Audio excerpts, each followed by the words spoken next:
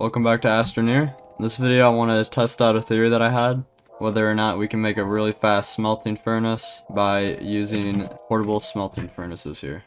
This project was so successful that in the same size as a regular furnace, we made one that was 288 times as efficient. It was so effective that Astroneer nearly crashed on me. So while you probably aren't going to make one that's this size, I'll show you guys a few good setups that you can implement in your own worlds that will help you smelt resources a lot faster. So we've got our first setup here, and this is going to be able to fill one of these large resource canisters at the fastest rate that you can.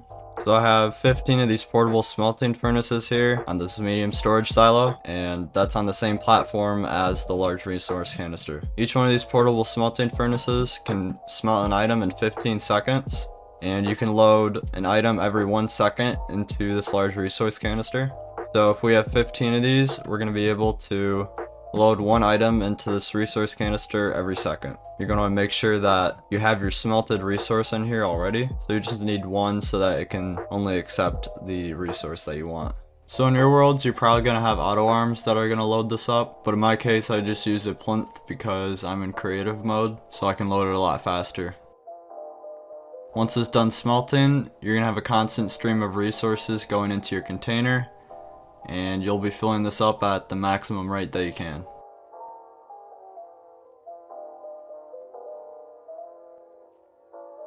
The next design here is using 2 of these large resource canisters.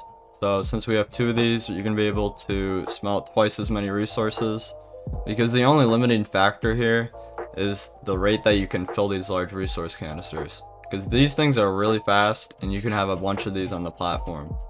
So right here I have a full medium storage silo filled with these, so there's 24 here. This isn't actually going to be able to fill both of these up at its maximum rate, but it's definitely going to be able to put out a lot more resources faster. So again, this isn't a perfect setup for 2 of these. If you want a perfect setup, you're going to have to use one of these extra large platform C's, and then just have 2 of these and 30 of these portable smelting furnaces. This next setup is the largest one that you can make on a platform. So we've got 3 of these large resource canisters, and we have 45 of these portable smelting furnaces. And those are just taking up 2 medium storage silos, and this is going to be able to fill up 3 times the speed that this first one is. So what that means is that you can fill all 3 of these at the same time at the maximum speed. This next setup is the largest one that you can make with large resource canisters. This one's special because it uses 6 rail cars, and we just have 5 of these large resource canisters. Alright, let me just show you what this looks like.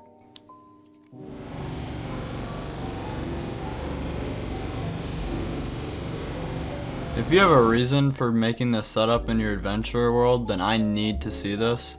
If you actually build this in your adventure world and you manage to actually use all of its capacity, then join my Discord and tell me about it, because I'd be interested to hear how you use this.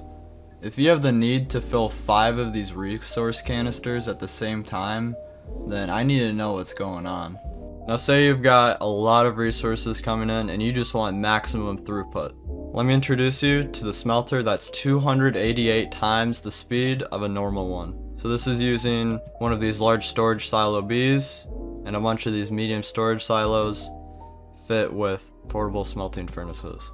And so in total there's 288 of these. Once you load this up, it's going to be able to smelt everything that you have in 15 seconds. And it's just going to be put all onto this other tower with these empty medium storage silos. This uses so much power that you need 150 RTGs to run it.